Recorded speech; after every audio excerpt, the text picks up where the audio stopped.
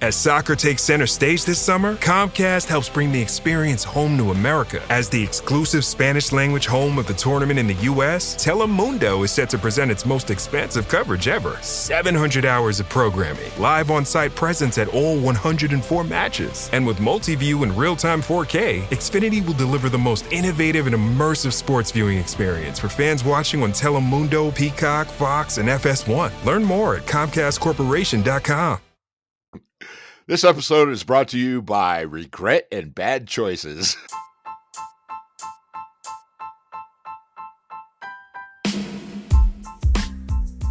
Are you ready? Starting now? Well, now you just messed it up, you knob. God, you know that the shit that we go through for this, huh? I know. Fuckers better appreciate it. When we started, we were just like, yeah, we're just going to do this, man. You know, shoot our wad into the wind and see what happens. What's the title of this podcast again? I don't know. Objects, I don't know. Something with a penis, I guess. Right. Our fucking faces are everywhere now. Right. You know, but You're welcome, ladies. Right. Popular with the ladies. Right. Oh, I'm not even going to apologize because hopefully it sounds fucking hilarious. Yeah, totally. This is fucking explicit now. The explicit button. Let me use my finger. La, la, la, la, la, la.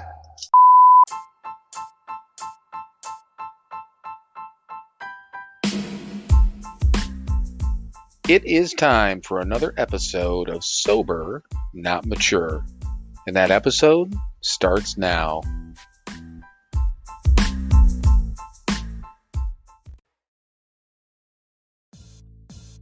Hey, everybody. Before we jump into this week's episode, some of our episodes may contain sponsored content, affiliate links, or promotional partnerships. If we ever recommend something, it's because we truly believe that it may provide value to our audience. And now, on to the episode.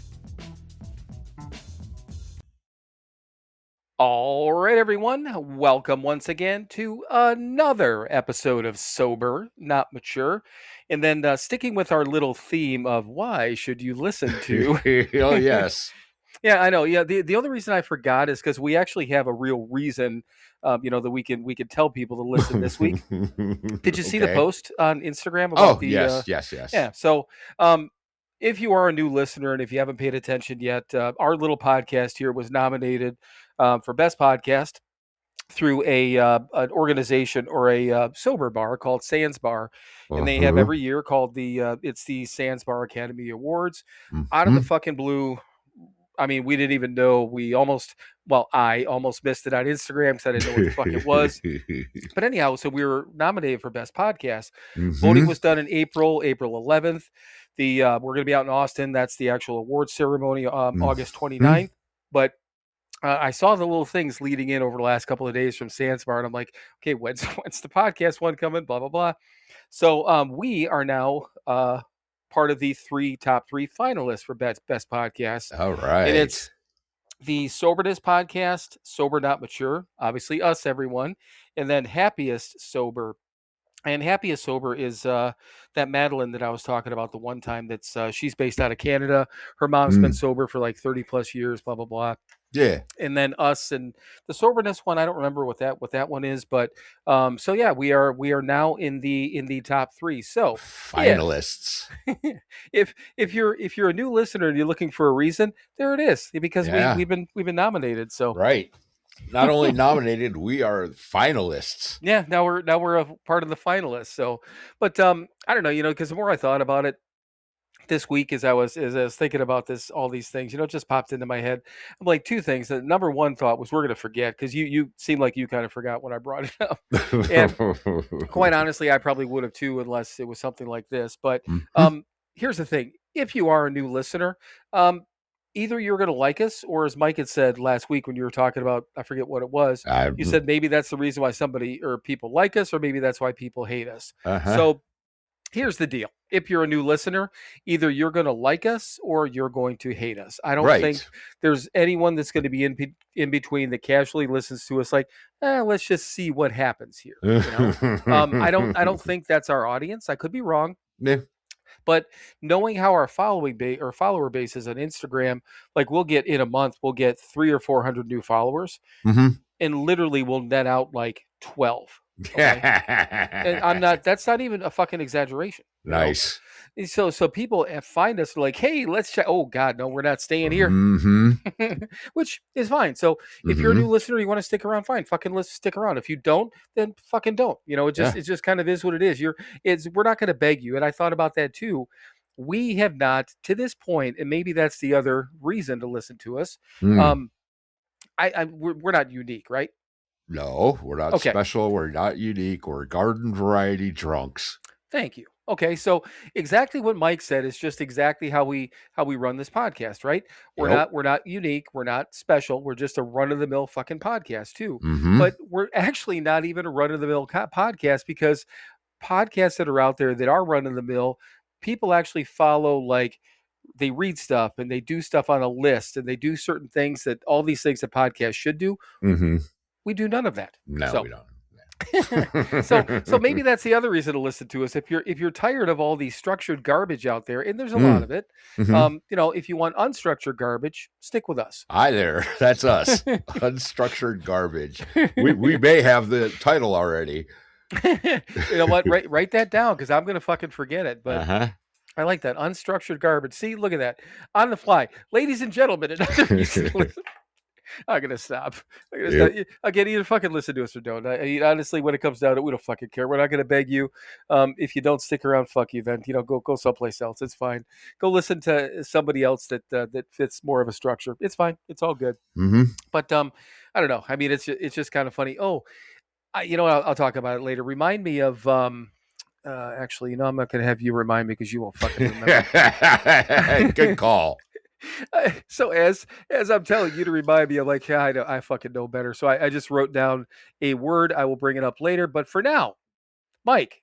Yes. If you could breathe through the wildfire smog that you've been dealing with in Cleveland, Ohio, and everyone's dealing with in everywhere from fucking Wisconsin, as far as I know, Minnesota, because that's where part of it we're coming from. So I'm guessing from Minnesota all the way through probably Wisconsin, Iowa, Indiana, Michigan, obviously Illinois, Cleveland, or Ohio.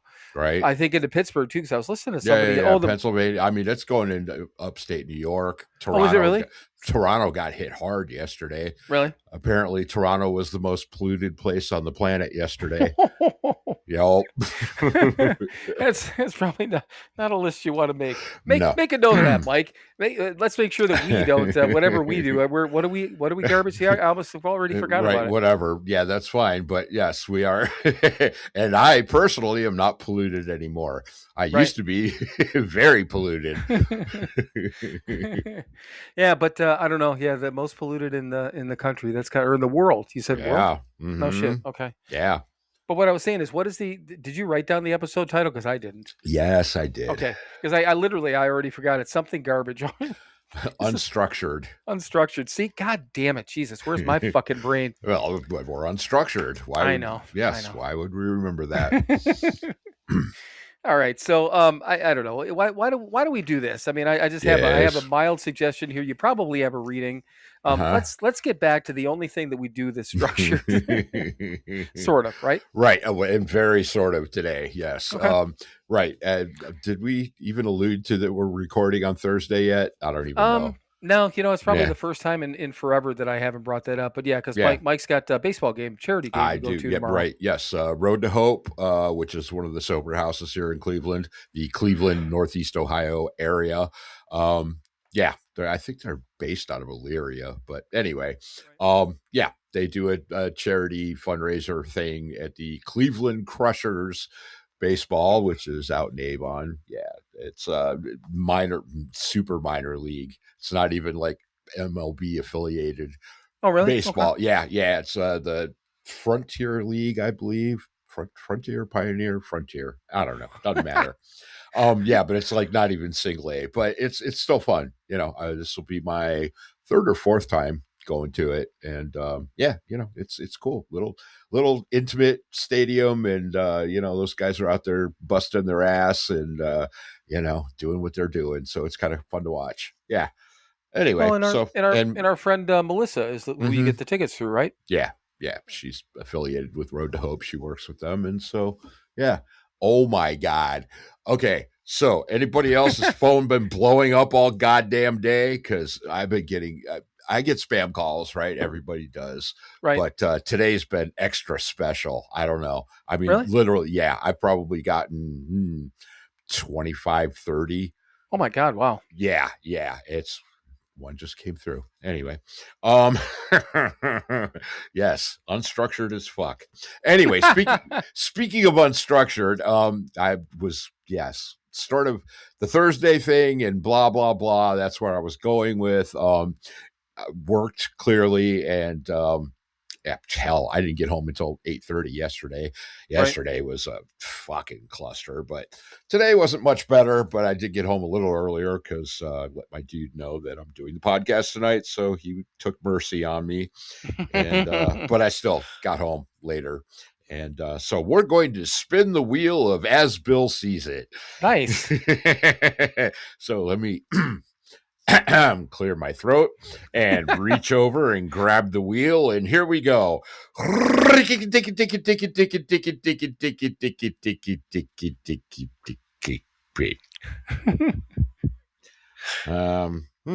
right. Well, first of all, page 227. So whatever that is sobriety enough? The first part is from the big book, Alcoholics Anonymous, page 82. And the second part will be from the 12 and 12, page 80. So here we go. As Bill Sees It, is sobriety enough? The alcoholic is like a tornado roaring through. Jesus Christ. Yes. Also have a headache. Smoke has been fun today. The alcoholic is like a tornado roaring his way through the lives of others. Hearts are broken. Sweet relationships are dead.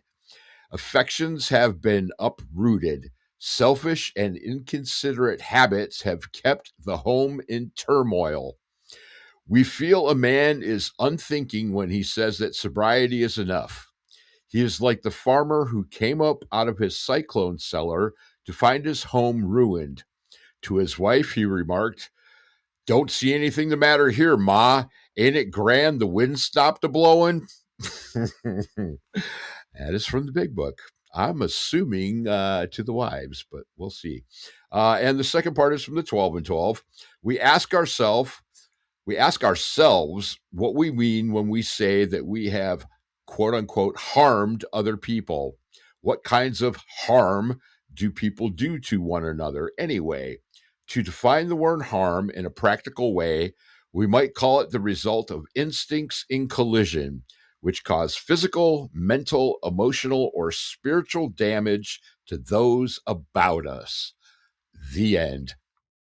Yeah, you know what? I felt that time. I actually felt like it was coming up, and I unmuted right away. So I tried. But thank you. I do appreciate the end, because just in case, then I can definitely unmute. You know, here's the thing with As Bill Sees It, there's some of these the chapters, or I'm sorry, the stories, I guess they're pulling from the big book. They're more. It seemed like they're more the flowery type of story. So it doesn't seem like when you're going through and doing touchstones, it's just like there's too much like good points that I don't have time to write down. Right.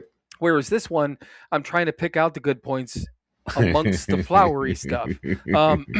So again, not really a challenge, just different. But I like the, I don't know, just the side trail that we're taking with those. I think it's nice. So you could probably add. I didn't write down too many things. There's like 4 things that I wrote down. But so the last thing that I wrote down, and I know there was a whole list of things after that, but I liked the term instincts in collision. I don't know that. Well, I can't even say that. I mean, if it's in the 12 and 12, I probably at some point maybe run across that in a meeting or something like that, or even reading it myself. Mm-hmm. But what is that whole list of stuff afterwards? And then what's your thoughts on instincts in collision? Right. Well, okay. The things after it will go first. Which cause physical, mental, emotional, or spiritual damage to those about us. Okay. Right. Yeah, well, instincts and collision. I mean, the 12 and 12, Bill gets into instincts a lot in the 12 and 12, which I always liked. You guys, but yeah, I went to a 12 and 12 meeting for like 5 years early on, and loved it. It was actually 12, 12, and 4. We'd do the 12 steps, 12 traditions, and then we'd do the 4 absolutes, and then we'd start over.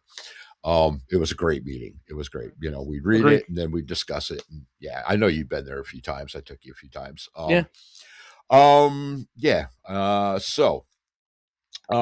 Yes. Anyway, instincts in collision, right? He talks a lot about instincts. He talks about that instincts are, God given. They're natural. They're things that we have, survival stuff, and all that. And he talks about how alcoholics are like run by our instincts, and how we're completely fueled by our instincts and survival. And when I talk about why did I drink? Because I want to fucking feel good all the time.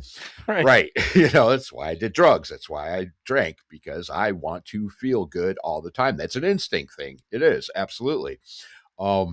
So yes, instincts in collision, right? So we're letting our instincts run our lives, and not taking into account society and people around us and relationships, and we're just fueled by our instincts, which boil down to trying to fucking feel good all the time, and by living that way, we cause damage to everybody around us, because that's not how human beings are supposed to live. That's how fucking animals live. Right. And they seem to manage it okay, because they don't know any better. Right. But supposedly we're supposed to know better. And yes, we have to have these higher, more lofty things running our lives, principles and yes, and programs and whatever.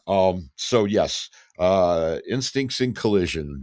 We're letting these, and survival instincts, and the instinct to feel good, and the instinct to get everything we want, and all that crap. Yeah, they run into each other, and again, that causes pain to the people around us.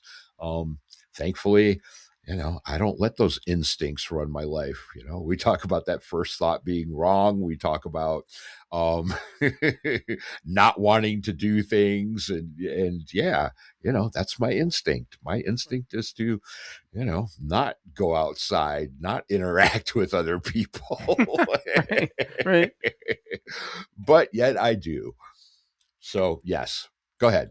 So no, I was just going to say. So with do you think it's just in the statement? Because the other thing too is I was thinking, are our instincts not only colliding with, like, I mean, we have 70 different instincts or whatever they are, like you and I individually. So those are in collision all the time. But are we colliding? Is that what you're saying too? Because that was the other thing that I want to make sure I was catching that right. So we're also colliding with whatever society instincts are, correct? Is that right? Well, okay. I mean, yeah, society doesn't have instincts. Society has, yeah, okay, yeah, other people do, right. Right. They have manners, and they have rules, and and thankfully we've learned to use those things today. But yeah, when we were just completely selfish and self-centered, the root of our troubles, yeah, the instincts were running our lives, and that fucks everything up around us, and it fucks us up too. Right. Yeah, and the biggest thing when it comes to instincts, and you mentioned, I think animals is it's kind of, we laughed at it, but I mean it's true. So and you had said that they don't know any better, or maybe they do in some cases. That's where their instincts kick in. They know to run and protect themselves. They know when to eat, and Right. all those sort of things. They instinctually they just do all these different things. You know, they know when to run up behind a female and pop her in the pop her from behind. Pull her hair and smack her ass. Yeah. But hey, yeah, go doggy, go doggy. But so I mean, but those are instincts. They don't. It's not like they need to learn those from other people or I'm Right. sorry, they just know them. Yeah. But and we do too. I mean, there's certain things that we know. But what the other thing? Did I ever tell you? And it just made me think about it. That when Theo was, this is for everyone else, that's my youngest grandson. He's 4 months old now. Yeah, 4, Sounds coming up about on right. 5. Yep.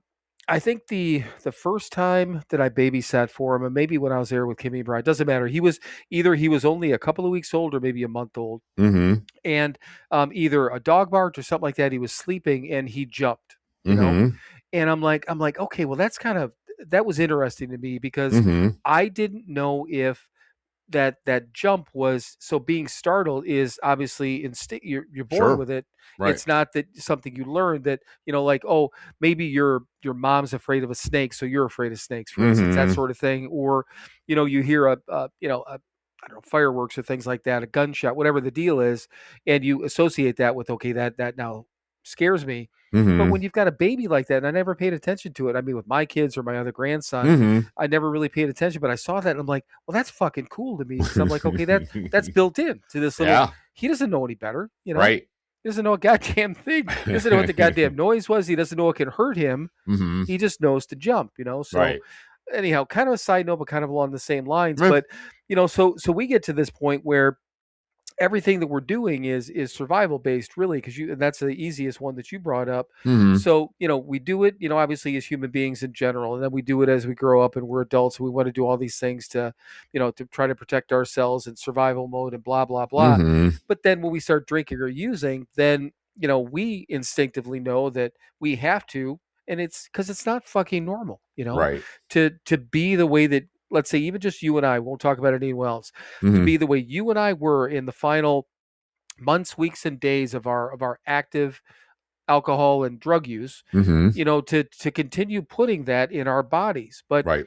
the weird part is we knew we had to, or we would die, even though we didn't know we had to, or we would die, whatever the case is. It's just that instinctual thing. But then you're right, though. Then everything we're doing, all the people that, rob and steal, if they, to get something, again, that's fucking survival. That's back to these instincts. And like you just said, with society in general doesn't have instincts, but there's rules, and there's moral compasses, and there's all these different things. And we don't give a fuck about any of that when we're in our shit. Right. Right.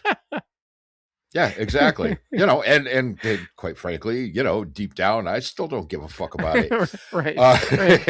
Right. But again, that comes back to the whole thine own self be true and all that shit, right? That's the core of me, and I have to fight against it every goddamn day. Right. Yeah, but I mean, okay, so the beginning of the reading, right, is sobriety enough, which I think really comes down to it, what Bill's talking about here. The second paragraph from the big book, when he says, we feel a man is unthinking when he says sobriety is enough, right? It's like the farmer that comes out of the basement, the cyclone cellar, looks around and goes, hey, ain't it great? Fucking wind ain't blowing anymore. I'm sober. Look, honey, everything's fucking wonderful. And of course it's not. They're talking about the 8th to 9th step. I think he is, I would assume. And fixing all that damage that we did, just putting down the bottle or putting down the bag or putting down the pipe or putting down the syringe is not fucking enough. Right. We need to change. We need to make things better within our little world, which we talk about endlessly on here. But it's true. I mean, that's it's where the root of that comes from when we say we're just trying to make our little corner of the world a better place. That's all fucking immense shit, man. That's fucking 9th step stuff that never ends. I told the story on here when I was taking a guy to a meeting, right? He'd been sober Right. a couple of weeks and he was like, I got to start my 9th step. I got to get that done. And I'm just letting him ramble. I'm driving to the meeting, and he's just going on and on and on the whole fucking way to the meeting, and I'm just letting him. And we walked in, and Don Fox, who's, got close to 50 years fucking sober. He probably had 42 or 43 at that point. He's sitting there, and we're walking in, and this dude's still going, and I'm letting him, and we walk in the door. I didn't say hello. I didn't say anything. I certainly didn't say anything to the guy I gave the ride to. I just walked in the door. I said, "Hey, Don, when'd you finish your 9th step?" And without even missing a beat, he didn't even look up. He goes, "I'm still working on it." Yeah. And yeah, that's just it, man. That's where the core of that comes from is trying to make things better, because we cause a lot of fucking damage, and being sober is not enough. Yes, we're dry. Yes, I've been dry. I mean, I quit fucking drinking every goddamn day. I passed out. Right. I just started up again every day. But yeah, fixing, being a better person, cleaning up the damage, making things better for the people around you. That's what it's about. Just being sober, just getting rid of the substances is but a beginning. This episode is brought to you by Google Health. Stop chasing someone else's definition of health. What matters is what's healthy for you. Google Health offers a new kind of coach built with Gemini for effortless tracking, sleep insights, and holistic coaching tailored to you. Visit googlestore.com to learn more and start a new relationship with your health. Requires Google account, Google Health app, internet, and Google Health premium subscription. Features subject to change. Availability and results vary. Not intended for medical purposes. Works independently of Gemini apps. Check responses for accuracy. Right. Well, and I was trying to find it because I couldn't remember. I think we talked about it an episode or two ago that, and I don't even remember what, again, how my fucking mind works or doesn't work. Put it whatever way you want. Mm-hmm. But it was Steve from Sober Friends said something like that. It had something to do with sobriety and whatever. And he had that. We talked about it on here. So I'm like, did I write that down recently or did we already talk about it? It's gone. Yeah. So I know we already talked about it. Right. But basically that's what it was talking about. I don't want just this, I need that type of thing where it was the same concept of same deals we talk about all the time, and we were taught from the fucking beginning is, literally just taking away whatever the substance is, no matter what it is. Because like you said, heroin, coke, right, booze, everything, all the rest, all those goddamn things are just a symptom of what our real problem is. And if we do nothing else, I couldn't even. Well, I know neither of us understood that to begin with, right. But I couldn't even imagine now if I couldn't imagine now if I haven't done anything, if I was still sober after 16 years and didn't do any work. I mean, which is doubtful. I don't believe that would have happened. No, of course not. But if again, in some fucking fantasy world, right? Today I get miserable enough in my head. I do. I get in my own head and I get down on myself and I get pissed off and I'm like, why the fuck and whatever it is. And that's with 16 plus years sober and a lot of fucking good positive work done. Yeah, right. And I'm still that way. Think about take all that away. Yeah. I know. Take the goddamn tires off the rims and just drive down the road, because that's about how fucking smooth my life would be. Take the rims off too, man. And just just rolling on the undercarriage and the axle scraping on the fucking ground. Just on the rotors.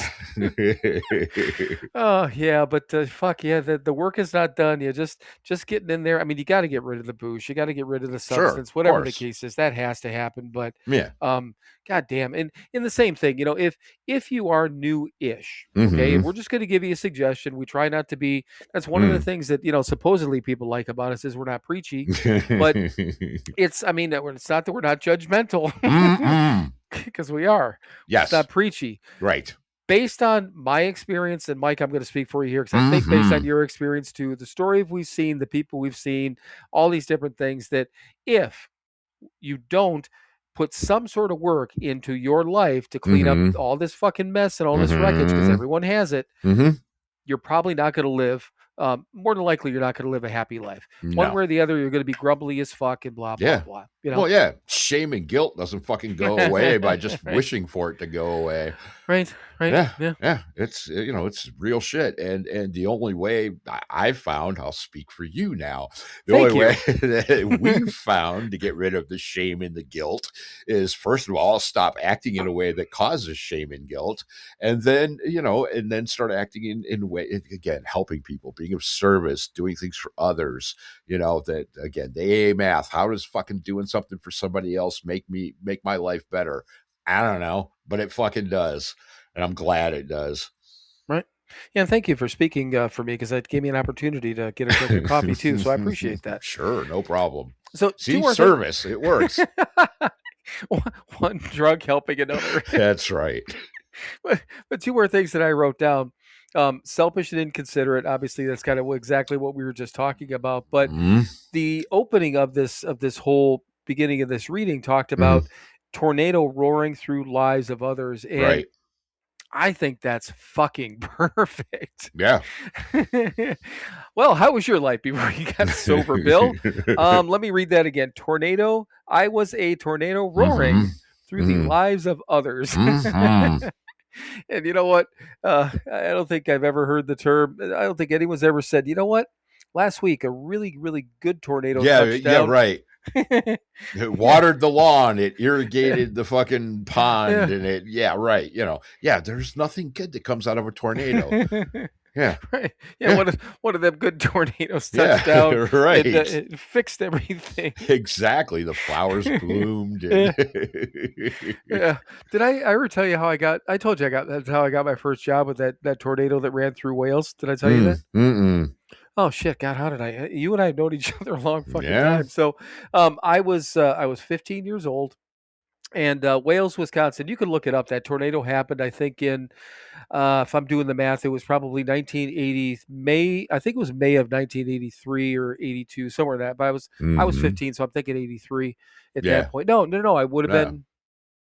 Yeah. 84, whatever it was. It was within that early 80 period. If you looked up Wales, Wisconsin tornado, you're going to see it. But it went through and kind of came up through, from the south and hit this path through a couple of, like towns, part of the town and subdivisions. And then it ended up hitting the farm of this guy, Willard Allen, and he owned a lot of land. He was this good old boy that owned a lot of land in Wales and very beloved and that sort of thing. So it was his farm, a cattle farm, the whole bit. And then he had this couple, this man and this woman that tended to his farm, and they lived in a mobile home right across the street. Well, the mobile home got literally blown up by the tornado. Right. I think, God, I'm trying to remember. I think one of them died, one of them lived, I think.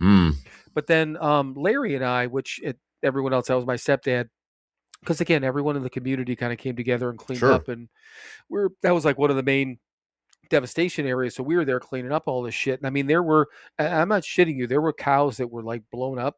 And you're just seeing like their guts laying on the ground. It was fucking gross. But you could see this, where this tornado went through this field, and literally almost like when you see a boat go through the water, the wake, that's what it left, literally this devastation in a line that went through. It was impressive, but obviously very devastating and scary. Right. But out of that whole thing, there was only the one death, which again, out of what it could have been, but tons of damage. But then that's how my first job was, working for Willard at his lumber yard. So we were there, and I guess Larry was talking to Willard, and something came up. He's like, he goes, I could really use a hand over at the lumber yard. And Larry kind of looked at me, and I looked at him like, because I wanted to start working, make some money. Yeah, right. So he hired me at 15 years old and paid $3 an hour, whatever it was, cash. Nice. He was the worst motherfucker to work for.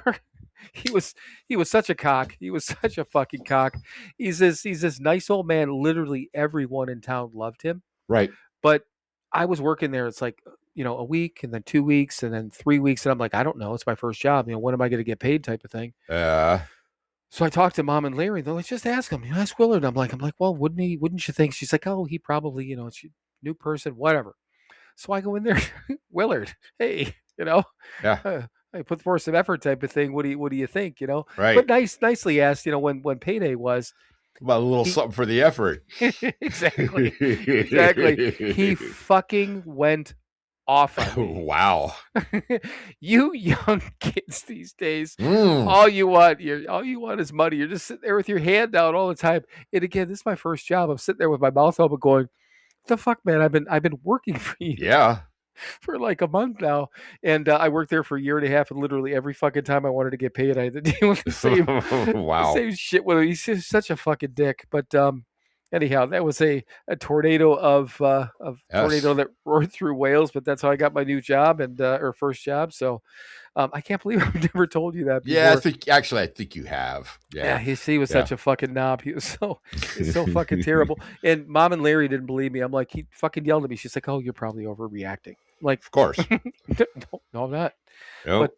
But anyhow, so yeah, tornado. I think that's a perfect way to put it. And of course, I don't think either one of us can deny the fact that we were selfish and inconsiderate. Once again, I still can be. Sure. I try not to be. Try really hard not to be. You know. Mm-hmm. Yeah, the dimmer switch has been turned way down on that shit these days. Yeah, you know what? And everyone out there, write that down. I love when you use that term dimmer switch. I never fucking remember it, and I won't remember to use it on my own. Right. But you bring that up on here a lot, and I love it every time you do. Maybe that's better that way. Yeah. I don't need to be out in public ruining that great saying. It's nice here to get a tidbit of it every once in a while. So. Mm-hmm. All right. What else from the reading? I'm not going to ask if we missed anything because I know we did. But what else? What else? Do you think? You know what? Yeah. Just again, putting down the putting the plug in the jug is not the answer to this whole fucking thing. It's the beginning. It's the first thing you do, and then it's time to get to work, and change yourself and do things differently and be a better fucking person, which is the whole point of all of this crap. So yeah, do that. And and you know what? The selfish, self-centered asshole that you are, that I am, that you are, Bill. Right. Yeah. Right. It makes our fucking lives better. We're happier. We have joy and freedom and all that good stuff and serenity and peace and fucking A, man. I'll take that any day of the week. Right.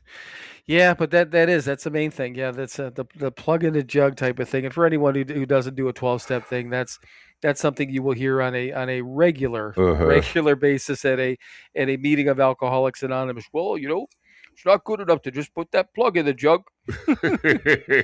yeah, I know. Whatever the fuck your name is, I know. Right. I get it. I understand. No plug in the jug. Get out there and do the fucking work. So yes. All right. One last thing that I meant to bring up. Well, I guess it didn't matter. I didn't bring it up right away. But now the other thing that was on Facebook Facebook for sure, and I posted it on Instagram, something we weren't allowed to talk about. Yes. Recently. So my son and his girlfriend Katie was on this fine podcast. She was 3 years ago in September. Something like that. It's been a while, but yeah, they just got engaged a couple weeks ago. And so yeah, I've got my daughter and son-in-law now have been married they got married in October of 2019, and then Katie and my son Derek they're set to get married. It's Labor Day weekend of 2027, so obviously not a month or so from now or a month and a half from now next year, but they're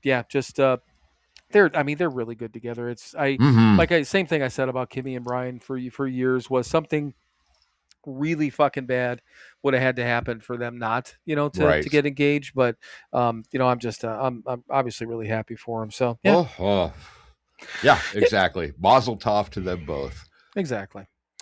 All right. So, we have something in the mailbag. Do you want to dip into that now or just go into more? I've got a couple of sobriety things clearly I could talk about, but yeah. Well, let's do the mailbag.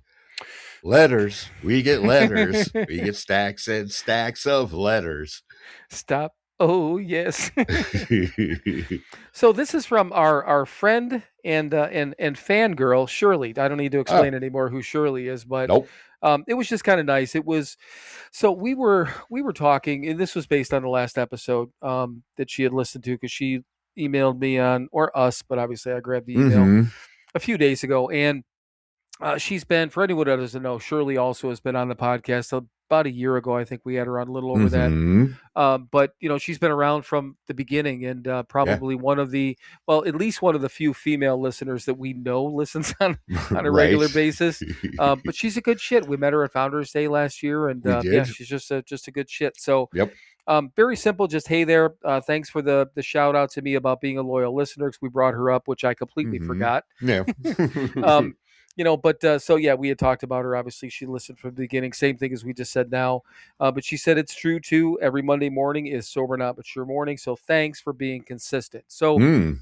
I wanted to stop on that real quick, because Mhm. that is what we were talking about. Mhm. A couple of weeks ago. We've talked about it a year ago. When these podcasts, and this is Mhm. again, where we're going to get judgmental again for a moment, That's right.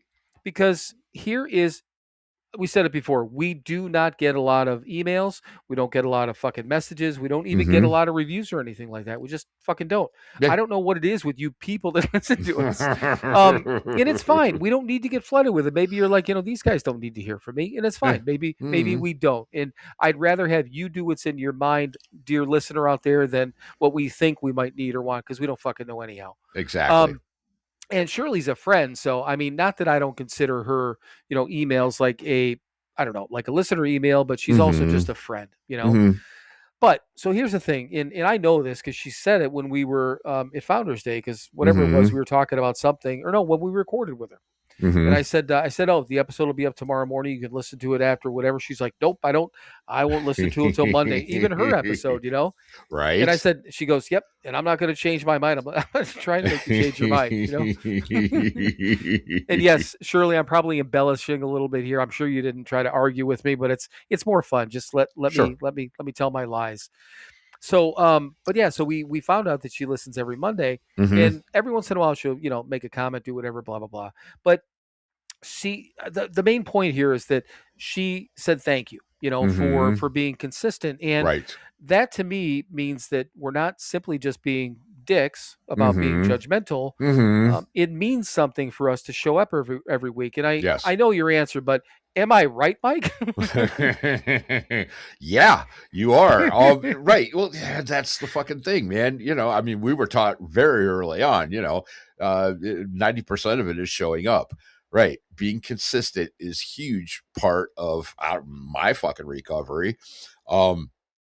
Yeah, it is. It's I have to be consistent because again, back to the reading, man, and fucking the wreckage and the way we were, we were very inconsistent. And part of that change and part of not just not drinking, but changing is being consistent, being reliable.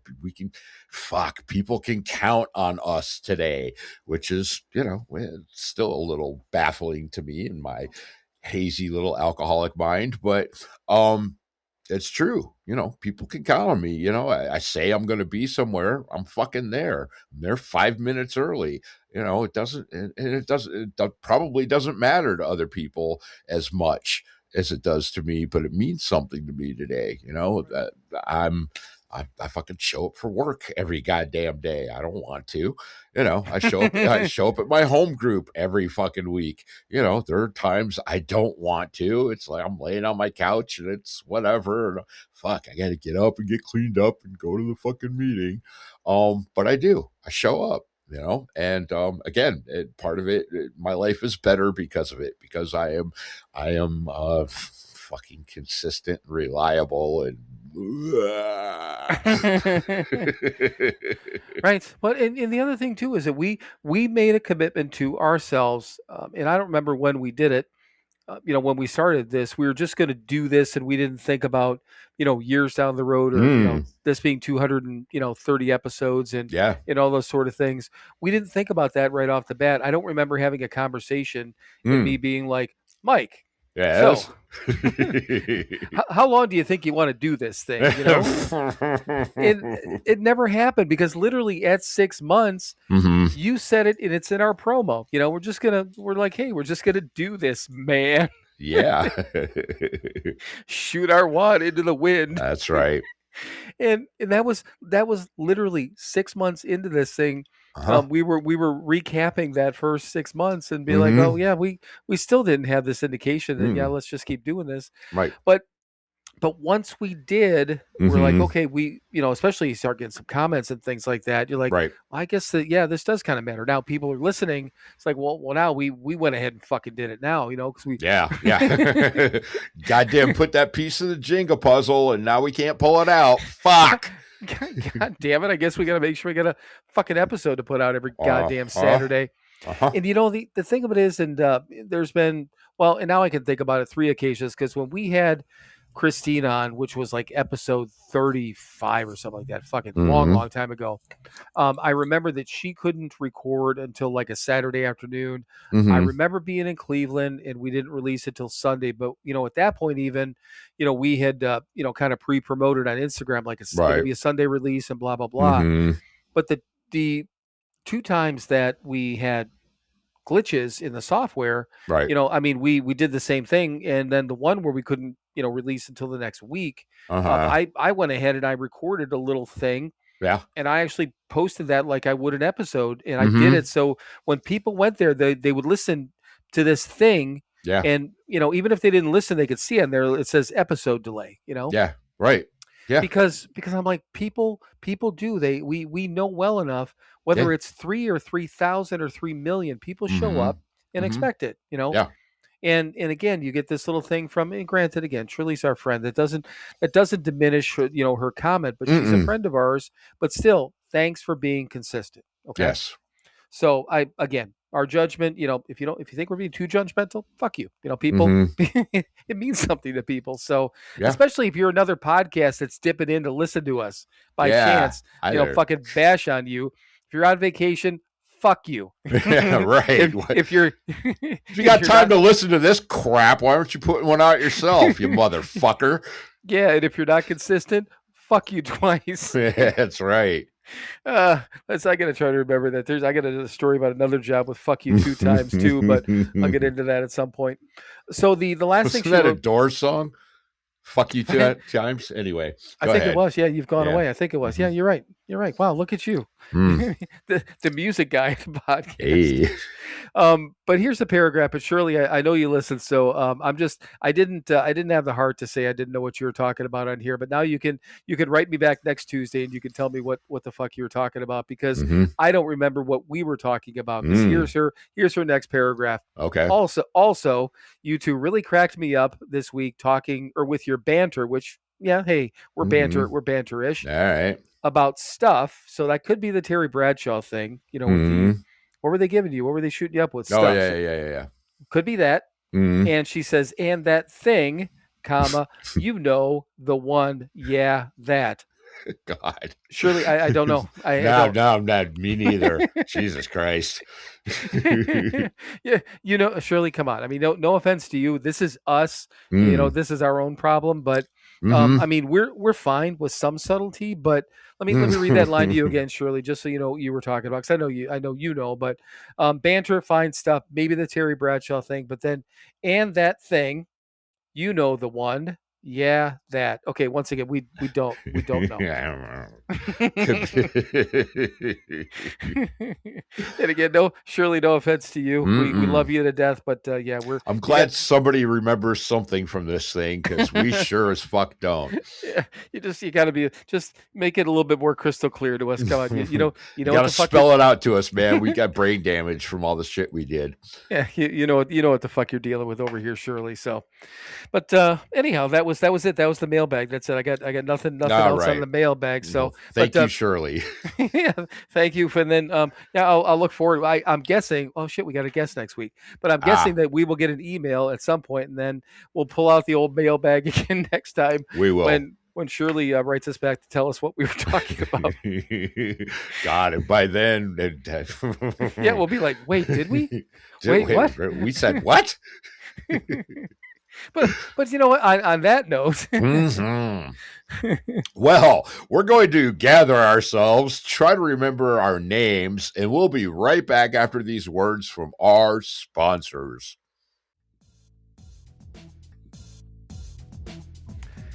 Hey, Mike, I have a question for you. All right, I may have an answer for you. So, if you're one of our fine listeners and you wanted to know a little bit more about the podcast, more than just listening to us ramble, where would you go as a listener? What do you think you'd do? I believe you would go to SoberNotMature.com. Ding. Ding. Okay, good. Now, next question is, what if you've been, I don't know, seeing us on social media, you've seen our t-shirts, you've seen some of the pictures we posted, and the person's like, you know what, I want to be cool like those guys and get a t-shirt or a coffee mug. Where would they go for that? I know this is a tougher question, but where would they go for that one? They would go to SoberNotMature.com. They could do that. Yes, you're right. Because once you're on SoberNotMature.com, they can hit the store link and go to our second website, which is SoberNotMatureShop.com. See, I was going to say store. I'd have screwed it up. You know what? The thing of it is you got it right the first time. Everything people want is at, go ahead with the first website, SoberNotMature.com. And if you mess around on there, you're going to see everything we have. Obviously, we have our merchandise. See a little bit about us, a little bit about our background. We posted some other things on there, but I don't know. You can even sign up for our email list. And here's the good thing. We barely email anyone ever, so you're not going to get spammed. Oh, no, absolutely not. That would be like effort on our part, and that's not going to happen. Right. I have never used our mailing list yet. I may at some point, but that would take structure and discipline, which I don't think either one of us have, do we? I know I don't. All right. So just to wrap up here, to visit our main website and get to everything that is us, where would they go, Mike? SoberNotMature.com. Visit that today, right? Right. Okay, I think we're done. Are you done? I'm done. Bye. Bye.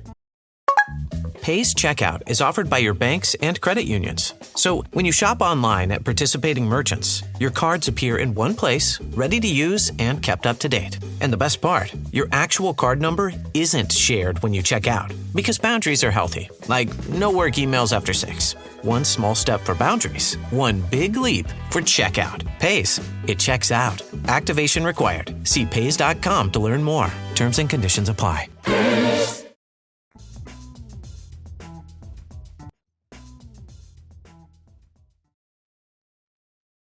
All right, everyone, welcome back. All right, I got nothing funny or poignant to say. I got nothing at all. Okay, right. So a couple of things. You want? So let's continue. So let's talk for another 45 minutes. We got nothing.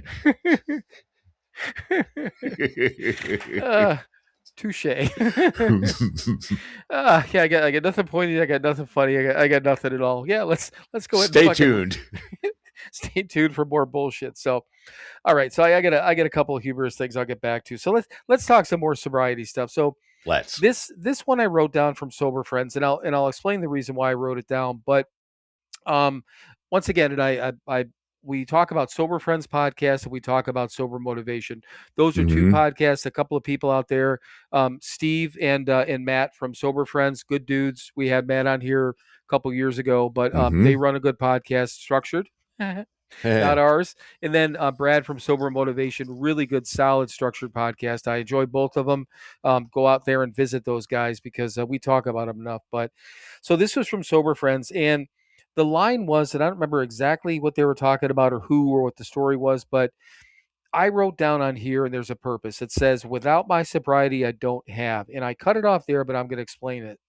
I wrote it down because I think that, and you and I talked about it. I mean, it means everything. And one of the reasons I left it open-ended was, kind of we could put anything in there. But I was just curious. So reading that line to you, just first glance or first listen, when you hear that, "Without my sobriety, I don't have," is there any one particular thing or what immediately pops into your mind? Right. Everything. Okay. Yeah, fucking life, sanity, yeah, and then, the stuff, the house, the car, the job, the, relationships and people and fuck, man. Yeah. I wouldn't have anything. Yeah.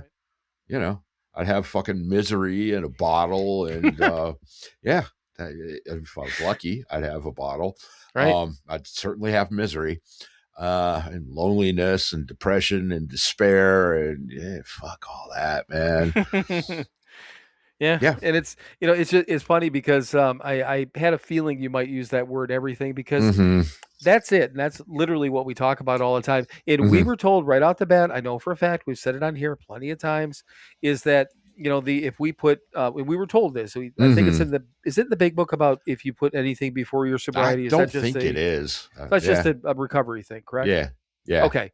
So the mindset, in case anyone, if you haven't heard us say it a fucking 1,000 times, Mhm. anything that we put before our sobriety, we're going to lose, Yep.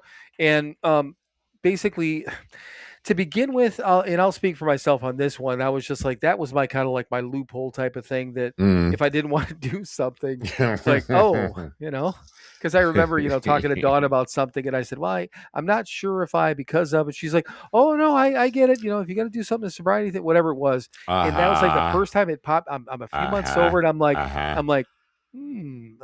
hey, I could use this to my advantage. Yeah, which thankfully I never did, but, right. But the thing of it is that we have that, and you talk about you use the word balance a lot. Mm-hmm. I mean, we get up every morning, we do our readings, we have this foundation, we take the time to ourselves, regardless of where we're at or who we're with, all that stuff. So there's no sacrifices that we take when it comes to that. Right. And then the things we do throughout the day have become, kind of, habit and part of, and all those sort of things. Not as much work, quote unquote, as they used to be, but it is. We're still doing the work every day. Yeah. But the key there is that, if we take any one of these ideals or principles or whatever the case is, and say, you know what, that this job is a little bit more important, or that relationship, or I'm going to cut a corner here because I need this, Right. And it's easy to get that way if you're desperate for whatever reason, Sure. If you, I don't know, if you're short on money, if finances are fucked up, you want to start getting a little shady on things. I don't know if you were in a fucked up relationship, whatever the case is, it's very, very easy to be like, okay, just this once, right? I'm gonna do this. Right. Well, are you then? Are you? What then? Right, Mike? Yeah. What then? Yeah. Exactly. Yeah.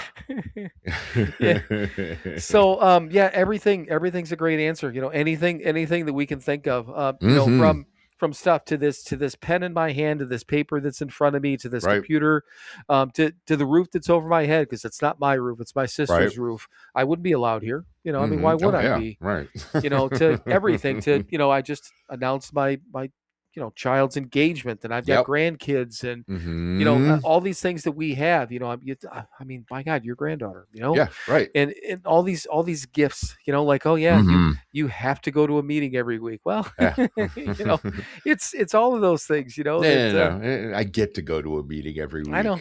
Yeah, I get to get in my car and to leave my house, get in my car, and go to a meeting.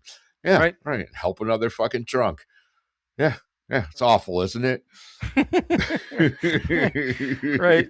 Well, it just reminds me when I got that first job working that 3 to 11, and I mean, all of our meetings were, the earliest meeting I ever went to was 6:30, and that was Stella Maris on a Saturday night. That was the earliest meeting I went to, and then most of them were 7 p.m. or 7 West or 8. Park. Yeah, West Park was 8:15, I think. Yeah. Well. So. As soon as I started that job, it's like my entire meeting schedule was gone, except for the weekends. And I'm like, well, fuck. And I was worried because I'm like, I need to find at least, one meeting I can go to every single day in the morning, Right. And there was a meeting. It was up on Lorraine. Yep. And whatever it was a 7 a.m. meeting, So I didn't have to start work until 3 p.m. in the afternoon. And I get done with work at 11, get back to the Keating Center, chill for a minute, try to scrounge up something to eat, whether even it's a small bag of goddamn potato chips, and smoke a couple cigarettes and drink a soda and go to bed. So maybe I'm in bed by midnight if I'm lucky, probably 1 in the morning. Right. And I'd go to sleep, which is fine. And I get up at 7, so I get that.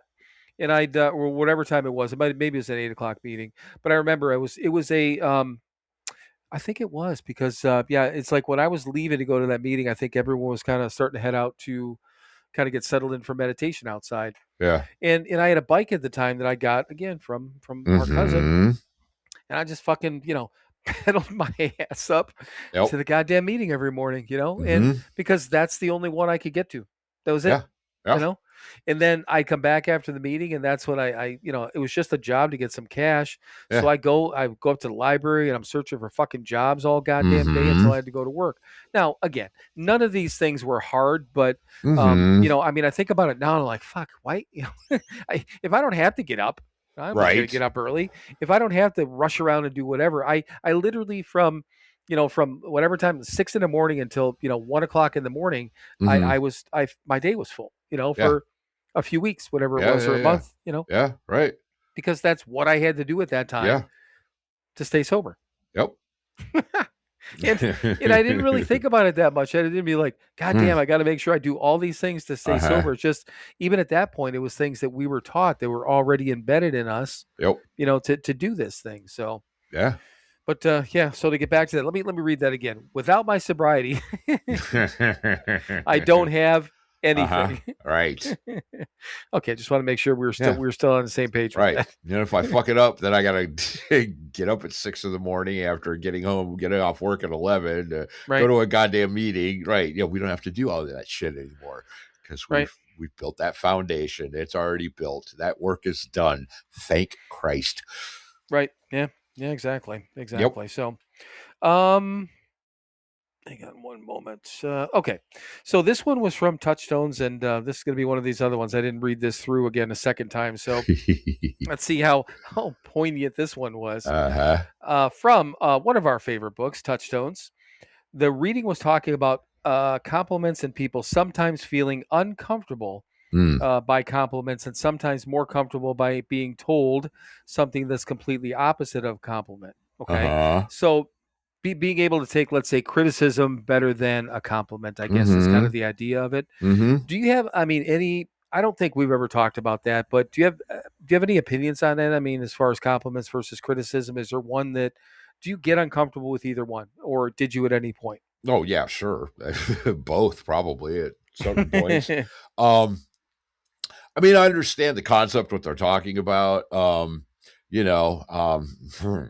Having the, we've got this ego, right? And so, yes, we think, oh yes, of course I like to be complimented, but sometimes it can, maybe because I think they're talking about when, we're doing the next right thing, but it's not normal to us yet. If it ever gets normal, totally. But yeah, Right. but maybe not feeling deserving of the compliment, right? You're kind of faking it a little or whatever, and somebody compliments you on, right, like, Shirley complimented us on being consistent. I'm certainly not uncomfortable with that because we're done the work to be consistent. I'm kind of proud of being consistent. So Right. yes, yeah. But I understand, when you're fucking it up and faking it, yeah, or not being consistent, and somebody, maybe somebody compliments you on something you didn't do. That would make me uncomfortable. Right. Again, criticism may be easier. I don't know. Go back to the ego thing. Fuck no, man. Don't fucking tell me I'm doing something wrong. You don't know me. You can't tell me I'm doing something wrong. And of course, that's all part of, we learned because we were doing everything fucking wrong, and we had to get used to people telling us we were doing it wrong. And I became like, wanting to hear that I'm doing something wrong, and still do. If I'm fucking something up, I'm doing something wrong, tell me. We say that a lot, just fucking tell me what I'm doing wrong so I can fucking stop doing it and change and be a better person. Hey, yeah,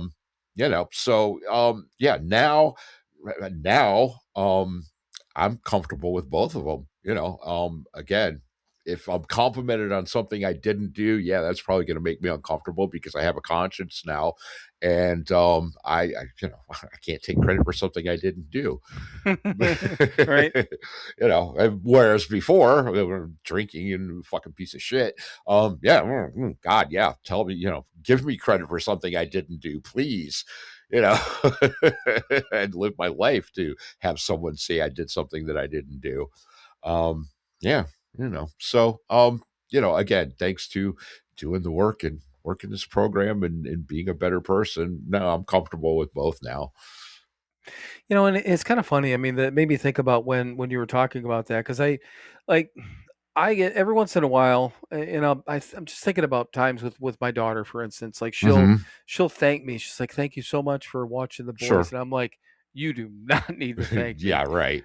I'm like, literally the pleasure's all mine and blah blah blah. And she's Yeah. like, "Well, you know what I mean. We appreciate." I'm like, Uh-huh. I understand it. Let's Right. both, all the thanks is on both sides of the Yeah, tables. right. I don't need to be thanked, but then again, I understand that you appreciate, you Mhm. appreciate me, but a lot of times I'll do no need to thank me. I mean, it's but yeah, you're welcome, not a problem. Mhm. And I appreciate and I thank her all the time. I'm like, I can't tell you how much it means to me that that in telling my daughter this, I'm Yeah. like that you guys reach out to me, Yeah. like I'm like your first choice when Yeah. you need a babysitter, and Uh-huh. I'm fucking 2 states away, Yeah. Yeah, yeah, yeah. and I'm like, and I always tell her, I will do it as long if it's a Saturday, almost always count on it, Mhm. unless that I'm going to be, out of town or whatever the Sure. deal is, and unless something is planned like that. But Mhm. and during the week, normally they don't have a lot of things. I said if it's during the week, check with me, let me see what I can Right. do, Yeah. type of thing. But I said worst case, always ask me. I'm always willing to do it, type of thing. Mhm. But like you said, and I guess I didn't think about that. The other way around is if we are again newly in recovery, or when we were new in Mhm. recovery and in sobriety and stuff like that. Yeah, you're doing a good job. You whatever. I don't. Oh, thank you, but Yeah, I mean, right. I don't feel comfortable taking that because Uh-huh. I don't need that. And then the biggest one, when whatever it was, a couple years sober, we talked about this. Mm. Somebody's like, yeah, you got this, Bill. I'm like, no, no, no, no, no. No. No, no, no. And I didn't understand it, the first time I Mhm. heard that, but then Mhm. it clicked. I'm like, I don't want to ever have this thing. I don't want to ever Right. have any of this shit, Mhm. because if I do, this lazy fucking brain of mine is gonna be like, oh, Mhm. I got this fucking thing, I man. got this. I got it. I'm cured. I got it fucking locked. Yeah. Right. And then you know what? All the fucking guard goes down, the foundation fucking falls. And then, Mhm. like you said, I gotta get up at 6 a.m. again and ride a fucking bicycle up to a Yep. goddamn meeting and live in a recovery center again. No fucking Uh-huh. thank you. No Nope. goddamn thank you. Or I'm gonna be dead, So Yeah, I, right. the first time I accept that compliment, like you said, you're gonna be in the corner, Mm. shooting heroin. As soon Mhm. as I accept a compliment like that, well, I just might as well be planning my funeral, or somebody should, because I'm Yeah. done. I'm fucking Yep. done. But criticism, see, that's the other thing too, is that if it's people that I trust, Mhm.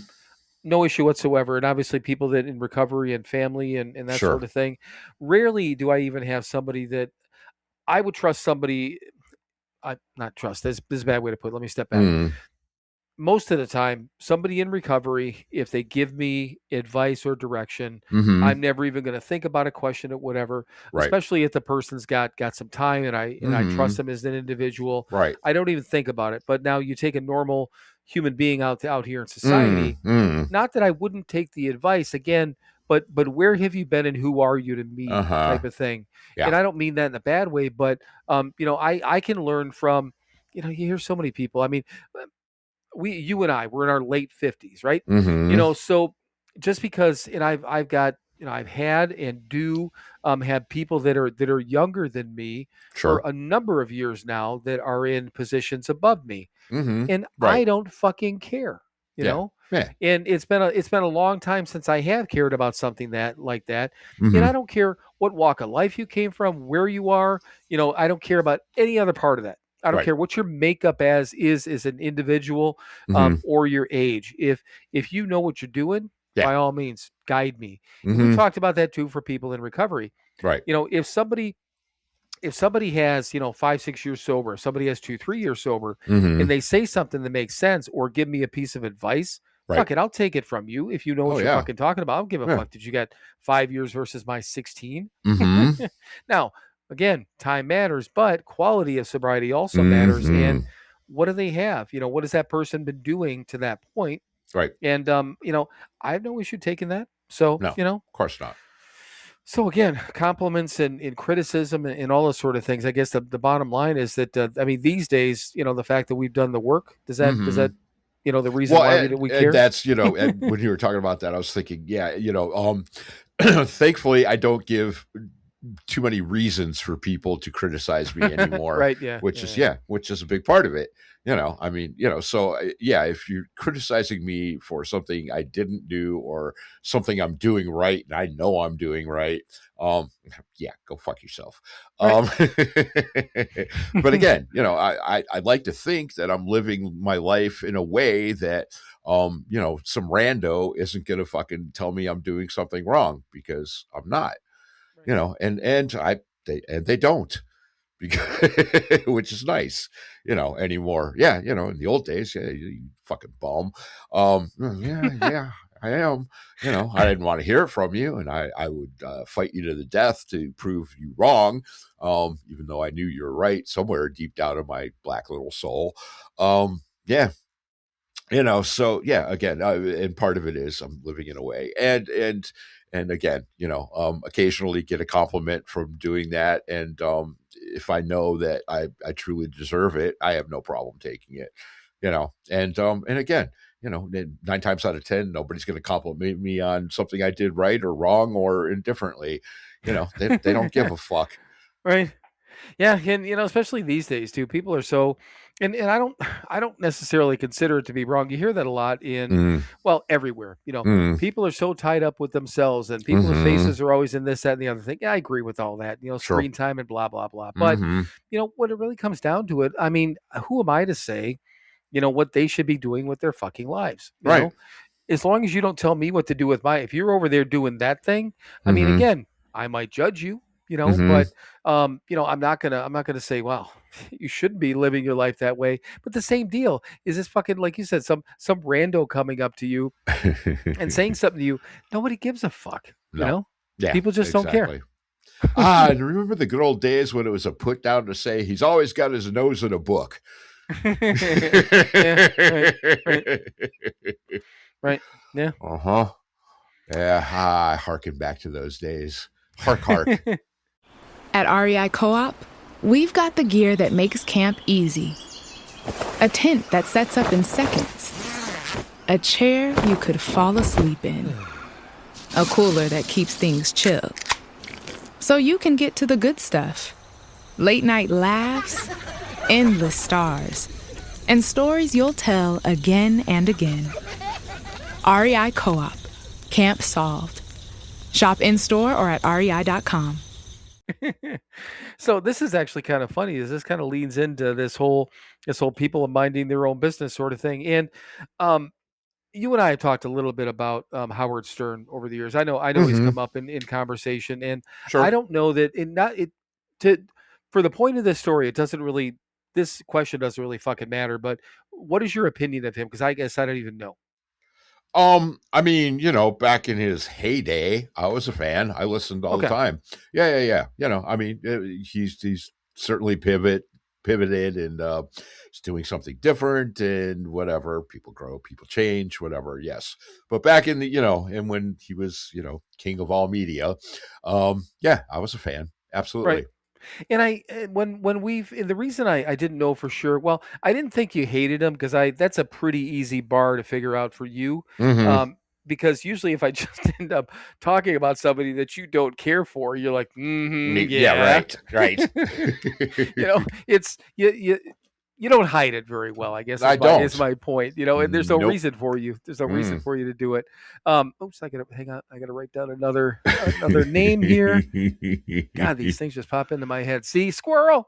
Let me write that down. Yes. But so I just saw the article yesterday or the day before, and I'm of the same opinion. I haven't really paid too much attention to Howard Stern in years, but back to like when his movie came out, and in his heyday, I loved that movie, because I seeing the story, even though it was Hollywooded up and all that sort of thing, It was he was a success story, and certainly at that time, but certainly at any time, you could Right. line him up with almost anyone from that, well, almost any industry. He was a Mhm. success story and did the work and got to where he was. And Absolutely. in my opinion, he fucking earned every status point and every dime that he earns. That's my own opinion. So Sure. here's the article recently. It says, and I see this headline, and it's been all over the fucking place. I don't know if you've seen it, but well, maybe clearly not because you haven't brought it up yet. No. But apparently, he's scaling down. He cut a bunch of his staff, like 12, 15 people, Right. and all this different stuff, and going down to one live broadcast a week. I don't know how many he was doing before. So when one, I was just like, it doesn't. Apparently, he was doing more than one. Yes. But the thing of it is, and I'm reading these articles, these headlines are, Howard Stern cut staff. Howard Stern, it's like this mindset that he's being selfish and doing all this stuff. He's getting a bunch of fucking grief over cutting staff. Okay. Right. So I did one search, kind of like a Google search, just ask the question. I'm like, why do people fucking care what Howard Stern is doing? Why are people making such a big deal out of it? Yeah. And all that it did, it gave me a rundown of he's been doing this for 40 years. Okay. Which is kind of cool. They still did, refer to him as the, maybe the once or whatever, the king of all media, blah, blah, blah. He did this with his deals and blah, blah, blah. And this is what he's doing and scaling down. And, people are basically thinking that this is his, kind of his ride into the sunset type of thing. But then the other thing they're saying is that he just signed a new deal, I guess a new 3-year deal or whatever it was for X number of dollars. Okay. And it was a fucking lot. Okay. Yeah. Right. So I'm reading this and I'm like, okay, that doesn't tell me anything. So this guy's making decisions about his business. Then I read a couple of the articles and it's just people are just giving him grief for cutting staff. Okay. Yeah. And then I'm like, who the fuck are you? Yeah. To tell this guy what to do with it. I'm like, curiosity wise, because I couldn't remember. I'm sure I looked it up at one point. I looked up his net worth. So what do you think his net worth is? Oh, just guess. Easily, a couple $100 million. Triple that. Okay. 650 million. Okay. Okay. But now here's the thing, and here's the article that I thought was really good that I read. They said, however, when I looked up net worth, it said, but he pays for everything for his show's production. Okay. So he's got to deal with Sirius. And they're like, okay, Howard. And I remember this from the start. I didn't remember it in exact details, but when he took that deal, he was one of the, I guess, one of the pioneers of this whole part of Sirius XM. And they gave him a ton of fucking money to begin with. Right. But they're like, okay, we're going to give you this, but you got to pay for fucking everything. Right. We're not doing anything. We got to pay you, do your student, staff, everything, fucking everything. Right. So after all said and done, show's production, the payroll, everything that goes into running this thing that he does, all these different arms of everything he does, he ends up with, and I say this because, I mean, this is all relevant, okay? Or relative, ends up with 40 million per year, okay? Right. So out of this 650 that he's worth, he still makes about 40 million a year, but I mean, he's got this massive worth, but he's spending a lot of fucking money because he's doing all this other stuff. Right. So my thought is that not everyone, a lot of people, when they get to a certain age, they had a big house because they had their kids and they had their whatever. Right. How many people do you know that go from a house to a condo, house to an apartment, house to some smaller thing like that, right? Yeah, right. How many people go from 2 cars to 1 car, or they're not driving a Lexus anymore, now they're driving a Malibu, Right. And whatever the case is, they get down to this point and everyone scales back, right? Yeah. Maybe they're not paying for the housekeeper anymore. Maybe they're not doing all these different things. What is the fucking difference in what he's doing? Yeah, no, none. Right. That's my question. Right. And clearly, his business is smaller. He's doing 1 day a week. He doesn't need all this fucking extra staff. You make your business is smaller. You don't have 14 stores. You have 1 store. So you're going to pay all the people that were working in the 14 stores when you only have 1 store. Yeah, no. Yeah, who fucking cares? Right. Yeah, and that's when you go back to, when you're talking about, these rock and pop and rap stars, they have these posses. You talk about, sports figures that have all these different, staff and everyone they're paying. And, they end up making literally hundreds of millions of dollars over their career, Mhm. and then they end up, either filing bankruptcy or fucking broke at some Right. point. Right. Like, where'd all the goddamn money go? Well, Mhm. you were paying all these people for all these years. Yeah. Shame on fucking you, is really what Right. it comes down to. Mhm. So I don't know. It just, because I look at even with, I think it's tragic when people lose their jobs. Don't get me wrong. I've been part Mhm. of the same thing. When I started, there was that company in Brookfield that I worked for, and I got Mhm. hired on as a second manager in this call center, which is big. They have 50 some people, and Right. they brought me in based on future growth. It was going to Yeah. happen Right. within the next 6 months. Okay. Mhm. So when they did that, new clients meant new staff and all this different stuff that we were building up. Okay. Yep. So I start in May, and then it gets into the end of the summer when this first round of things are going to come in, and then these clients are going to come in. They get pushed from went from quarter 2 to quarter 3, and now quarter 3 maybe happens at quarter 4. If not, it's going to be Mhm. pushed into 1 or 2 of next year. Right. And then I start seeing them, that these are, these non-essential staff members. And this is a company that they prided themselves on, and they were in business for at that point 20 years and never Mhm. laid off a person ever. Right. It's one of the selling points of going to work there. Yeah. I'm not really worried about it, but still. So, frontline staff, this and that, all these people start losing jobs. I should not that it would have mattered, but I should have saw it coming. I was one of the ones where I got brought in, and I was a manager. I'm not making $300,000 a year, but I'm Right. getting paid a decent salary, and basically, I was brought in to cover this new stuff that's coming in that's Mhm. no longer to be there, or Right. when it is, it may not be another 6 months. So Mhm. I got to let go. Yeah.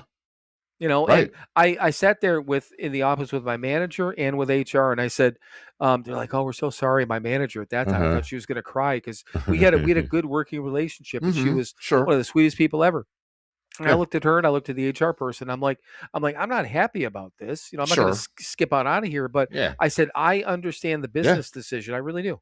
Yeah. And I mean, I'm not mad at you. I mean, how could I be? Yeah. Right. Yeah, exactly. Yeah, thought there was going to be more work. There wasn't, and we don't need you anymore. Yeah, it's Yeah. like, okay, but I don't know. It was so fucking weird to me. I'm like, this is what this fucking pansy ass society of ours is in Mm. some ways now. Why it's none of your fucking business what Howard Stern does, Mhm. and it's none of your fucking business what IBM or Microsoft or any of these Yeah. goddamn places. Yeah. All these places are like, they're like, oh, these companies are laying off people because Yeah. AI is able to Mhm. do it. Yeah. Okay. Yeah, Yeah. a lot of people lost their fucking jobs when, when again you go back to the auto industry when they started, automating some of the things. Right. You go back to the computer age in general. Take any piece of technology, and Yeah. probably when the microwave was invented, people lost Sure. their jobs at a goddamn restaurant. Right. Yeah. You Well, know? ask anybody in the buggy whip industry. Yeah, Yeah. only so much can be translated into porn. So yeah, you're right. Yeah. Right. Yeah. That was a very popular product a couple Right. hundred years ago, right? Yes, I'm sure there were factories. Yeah. Right down here in Wadsworth, right? In Ohio, south of here. There's this huge old factory. It's beautiful. There's some other stuff in there, and I picked up some loads there a couple of years ago. And I asked, what was this place? Because I mean, it's huge, fucking Right. huge. And brick and clearly old. It was built in, like probably 1870 or something. It was the Blue Tip Match Company. Oh, Yeah, no shit. yeah, right, yeah, which was fucking huge. Matches were everywhere. People, they're, the match industry isn't what it used to be. Yeah, fucking A, man. Shit changes. That's the way of the world. It's not fair. Fuck you. Yeah, it just fucking is what it is. And Yeah. believe me, I mean, the first thing that when all this AI shit started coming out, and I embrace it, I embrace it. I use it a lot, Mhm. but when I start, I'm paying attention also, because Mhm. I can see easily what jobs it literally, when it comes down to, is I don't want to say any job, but if you do a job and you're in an office and you're sitting in front of a computer all day Mhm. and basically pressing buttons and Yeah. doing repetitive work, the Yeah. same things repetitively like that, Right. you're going to lose your job at some point, or Yeah. it's going to be your department of 50 is going to be 5, Right. And the funny part is that here's the other thing I thought was funny, which people are up in arms, about that I read over the last couple of months, Mm-hmm. is that and I don't know whether it was let's go I don't know, Microsoft, Facebook, any of these companies that uses a lot of like programmers and shit Mm-hmm. like that, and coders. Right. So they hired all these companies had to during COVID. So you figure what handful of years ago, Mm-hmm. had to staff because everyone went remote and everyone's like everything boomed, right? Right. And then they slowly scaled back, and then all these people got let go at a certain point. But there's certain people, some of these companies that maybe I don't know over the last 5 years they laid off in the big companies. Maybe it's Mhm. 2,500 people. They're Right. like we got to.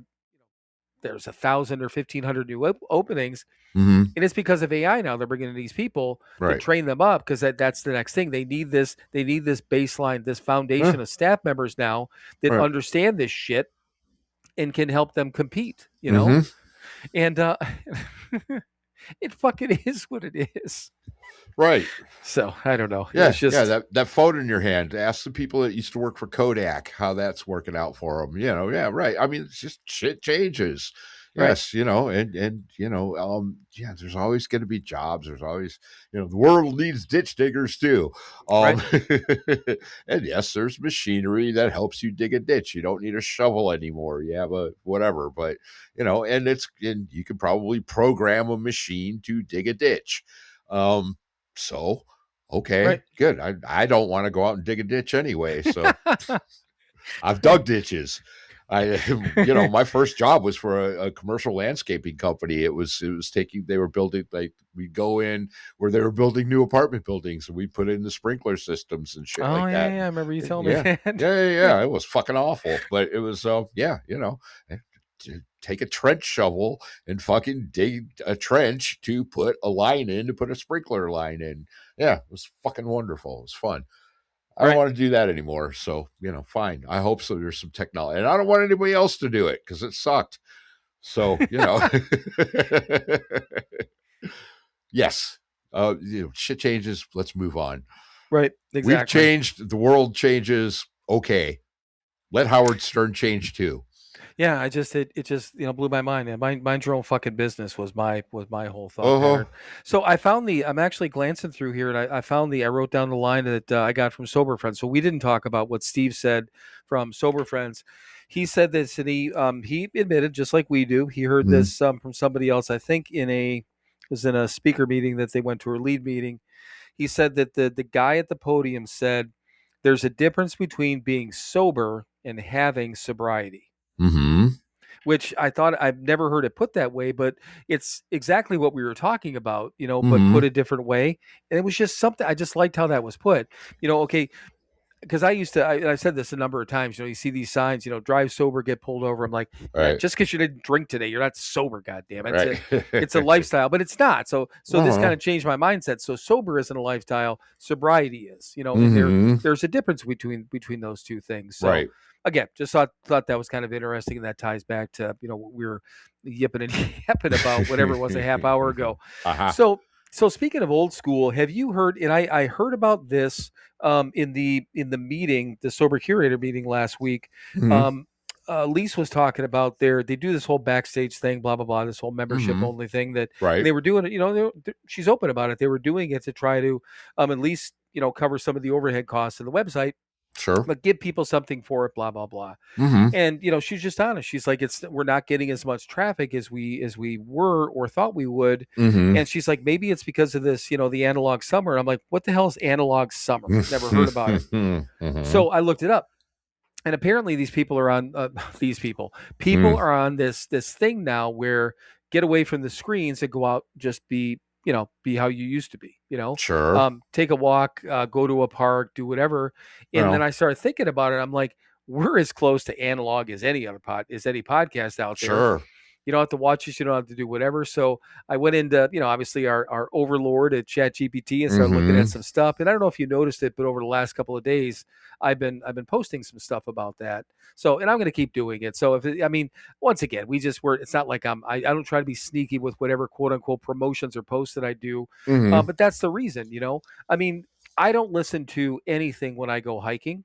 Right. Or when I go walk or anything like that. Mm-hmm. But I know a lot of people that do, and I just think about the difference. And this is just one more advantage of us being an audio podcast is that you can listen to us. You don't have to watch what we're doing because you can't see anything. Right. So why not just that's the whole point of the promotion. Get out there, go fucking do something, and listen to us along the way. So Yeah. so there. So there. So yeah, we're kind of like fitting in again by fucking accident. Exactly. Fitting into this whole analog whatever fucking bullshit is out there. Okay. One more sobriety thing that I got two more things that kind of made me one more thing that made me chuckle. Keep it simple. Just because everything is different doesn't mean anything has changed. Okay. So this was, again, from Keep It Simple. I'll read that again. Just because everything is different doesn't mean anything has changed. The reading was talking about being a dry drunk. Okay. Yeah. So my question to you is basically the idea of the dry drunk idea, number one, kind of what it is in case people don't know. And that's a secondary question in a minute. So for people who don't know, what is a dry drunk? A dry drunk is, you stop drinking, you stop using whatever, but you don't change anything. You're still a fucking asshole. Yeah. That's it. You're not trying to be a better person. You're not making changes in your life. You're not changing your thinking. You're not changing your actions. You're fucking, yeah. Oh God, that sounds so horrible. I just got the chills thinking about it. Yeah, that's just it. You dry. You're not drinking anymore. You're not using drugs, but you're the same old asshole that you were. You're still selfish and self-centered and causing havoc and destruction and being that tornado, even though you're quote unquote sober. Yeah. So again, surprisingly, what we were talking about before, and I just with the reading, and I just had this written down, and it just I'm sure that I know we've used that term on here. I just don't know if we ever specifically talked about it. Right. So my next question is that let's say in this run, because I know that you've dipped your toe in this whole sobriety thing in the past. So in this run from April of 2010 through now, have you ever experienced anything like that where you felt that you were operating that way at all, even a little bit, or have you ever dealt with it? What, being a dry drunk? Correct. Oh yeah, fuck yeah. Oh, absolutely. Yeah, dipping my toe into the sobriety thing. Yes, going to sitting in a couple of church basements and not actively drinking, but God, yes, and I was miserable and didn't change anything, didn't try to be better, still expecting the world to take care of me and all that happy crap. Oh yeah, it's awful. No, thank you. Well, and the funny part is that I thought about it with, and we've talked about the story of, could it be that simple? And, and I was about 9 months sober when we had that. And for anyone who doesn't know the story, it is really fucking simple. I couldn't understand the concept. I was trying to find the magic potion, the cheat code, whatever you want to call it. I was trying to find the key to this whole thing, other than just, of course, not drinking, going to meetings, praying, and trying to help another alcoholic. Those are the three things that we were always told. Obviously, go to meetings, pray, try to help another alcoholic. That's it. Yep. And you got a pretty goddamn good opportunity to stay sober. So, my friend Mike over here, and this is when he was poor Mike. He's out there driving, on the road for probably 2-3 weeks, and gets back, and I'm going out of my fucking mind, Right. And I'm like, this person's going out, and they're doing this, and they're doing that, and I can't figure this shit out, Then I say those three things. I'm like, we're told to this, and this. Could it be that simple? And my friend Mike says, yes. And the motherfucker walked away. Yeah, and it was earlier than that. I wasn't driving yet. I was working. Yeah, no. So 9 months you wouldn't have been. Okay. Yeah. We were at fucking Cecilia House. We're at 3/4 house, man. Yeah, we were. Yeah. So I'm thinking of the other one with the gratitude list, because when I was when I was like a year and a half sober, the same thing. You got back from being on the road. Yes. and I'm in the same thing. I'm like, Mhm. there's nothing that's making me happy anymore. Going to work, family, Right. friends, Yep. meetings. There's nothing that I said I can't find any fucking joy in anything. Mhm. And I don't know if I said it right away, but I think it Yeah, was yeah. understood that I'm like, Mhm. it wasn't. I didn't want to drink. I just Right. didn't understand. You Yeah, know. right. Yeah, well, yeah, you exactly. Well, like you said, we were probably about a year and a half at that point, whatever, maybe even closer to 2. And yeah, because we had our own place at that point. And yeah, right. Yeah, you were just, it wasn't you weren't grateful. Right. Yeah, doing the stuff and doing the next right thing, and yes, it was all getting better, but you weren't recognizing it. You were still caught up in your own shit, man. Caught up in your own head. Your head was up your ass, man. And everywhere you looked, all you saw was yourself. You weren't seeing all the good stuff that was happening to the people around you. You weren't recognizing that your sister was sleeping at night and your mom was sleeping at night, and they were comfortable because we were fucking doing the next right thing, and you just didn't recognize it because you were still wrapped up in yourself. You didn't realize the value of what you were doing to other people. It didn't make sense to you at that point yet. Yeah, I get that. And yeah, fucking make a goddamn gratitude list, man. Yeah, and that's Pull your head exactly out what and look around. that's exactly what Mike said. He goes, you need to do a gratitude list. And the thing of it was, is I don't believe that I had never heard about that before at that point. I think it would be nearly impossible, but I Right. had never done one. Right. And I sat down and I did it like a Uh-huh. pros and cons list and blah blah blah. Uh-huh. And I remember doing that. I wrote down all the things. It's like, and Mm. when I did the gratitude list then, and when I've done one since, which has been a Mhm. little while. Sure. But as I write it down, I'm like I don't want to have possessions. I don't want to have Right. material things. Mhm. So I was like, okay, obviously my son, my daughter, the Yeah. family, whatever it Mhm. was. I'm writing down all these different things and Uh-huh. relationships, and I did put down a job just because I'm employable. I think I used that. That Right. might have been the only one that was kind of Right. material thing. Mhm. So that was all on the pro list, and on the con side of things, I couldn't think of anything bad. The title of my gratitude list was, why should I be grateful for being sober or something Mhm. like that. Mhm. So then all I put on the right hand side was I like all this goes away without sobriety, and I put a Yep. fucking arrow to the left and I put it in my drawer. and I was like, okay, I get it now, Yeah. Mhm. But yeah, it really was. It was so those are two times. I mean, Yeah. in again early sobriety, and Yeah. I know that. Well, there was one other time when we were talking about with Lane the Mhm. fucked up relationships that all of us had at 5 years. Mhm. Right. At that time, that Yeah. individual that because I went kind of a little. I didn't go nuts on her, but I was Mhm. unkind Mhm. in with my words, but not Yep. cruel. Mhm. And basically, I remember saying to her, literally, I said, I'm so sorry, because I'm like, you literally got to experience what it's like for me to be drunk without having any booze. Yeah. And that's a dry drunk. That is exactly what Mhm. it is. Mhm. But these were just I'm not making an excuse about it. It's just a fact. Yeah. I had not dealt with that type of emotion or situation up to that point. Mhm. I wasn't prepared, and I went back to Mm. my default, which was Mhm. attack. Right. Well, you fucking whore. how Yeah. how dare you? Yes. Which I didn't call her a whore. So Right. just everyone settle the fuck down. No, she was lovely. She didn't do Uh-huh. anything wrong. I Yeah. kind of went off on her about whatever. Mm. And I think it was when I went off on her, and if I'm remembering correctly, is that shit went bad, and then we hadn't talked for a couple of months, and Mhm. all it was, she texted me to wish me a happy anniversary. Mm. And I'm like, oh, so I don't hear from you for months, and now I get Uh-huh. this. Right. Oh, you're gonna congratulate me on my sobriety? Oh, yeah, that was me at 5 years. No, Mhm. I'm sorry, that was my 6-year anniversary. So 5 going into 6 years. Yeah. Yeah, fucking A. Hey, aren't you glad you know me? Mhm. Yeah, but I apologize. We're all good. We're all good. Yeah. I messaged her, I don't know, it was probably 4 or 5 months ago to see how she was doing. Her kids are growing up. They're all in college. One's fucking married now, and Wow. she's got a whole bunch of shit going on, which is all positives in her life. But I don't know. It's all good stuff. So Good. anyhow, I think Mhm. we're good. Yeah. Well, other than the headache and the burning throat and the burning eyes, yeah, I'm Right. fucking wonderful.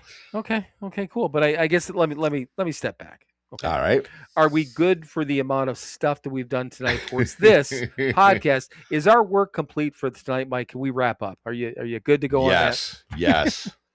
All right. Your turn. All right. Well, thank you everyone for listening. Listening to another episode of Sober Not Mature. As always, be kind to each other, be good to each other. Go out and do something nice for somebody else this week, and don't tell anybody you did it. Now, from the bottom of my heart to the depths of my soul, from the beginning of time until the ends of the earth, always and eternally, fuck you. Now it's time. Now it is time for you to fuck off. Then keep fucking off. Keep fucking off till you get to a gate with a sign on it saying, you cannot fuck off past here. Climb over that gate, dream the impossible dream, and keep fucking off forever. Yeah. And try to get some, I don't know, hopefully some of this shit's I heard that some of this stuff's supposed to blow through, I think, over the next couple of days, hopefully. Yeah, so. We're supposed to have one more day of this shit, and then it's supposed to get a little better. Okay. Yeah. Yep. Yeah, it's just crazy. So wherever, if you're in fucking Minnesota or Canada, quit burning shit. So you're fucking with everyone. So only you can prevent forest fires. Exactly. So and last thing here, I don't know if you want to tell somebody else about us, feel free, because just remember, we are in now. We are a top 3. That's right. We're on the podium. You can't take that away from us. We're fucking at least third. We're at least bronzing in this motherfucker. I like that. At least bronzing in the. At least that'll end up being one of our promotions. Oh, good. Well, at a minimum, at least we're bronzing in one of these motherfuckers. That's right. So you know what? Hey, if you're new and you got through this far, I don't know. Why don't you stop back again next week? And if you've been around for a minute, I don't know. Why don't you go on and give us some 5 fucking stars and tell a friend about us? Like and share and smash that like button and all that happy crap that you're supposed to do. Yeah, all that stuff. So, right. All right, man. All right, brother. I love you. I love you too. I believe we'll talk soon. We shall. Bye. Bye. And now it is time for you to fuck off. Then keep fucking off. Keep fucking off until you get to a gate with a sign on it saying you cannot fuck off past here. Climb over that gate, dream the impossible dream, and keep fucking off forever.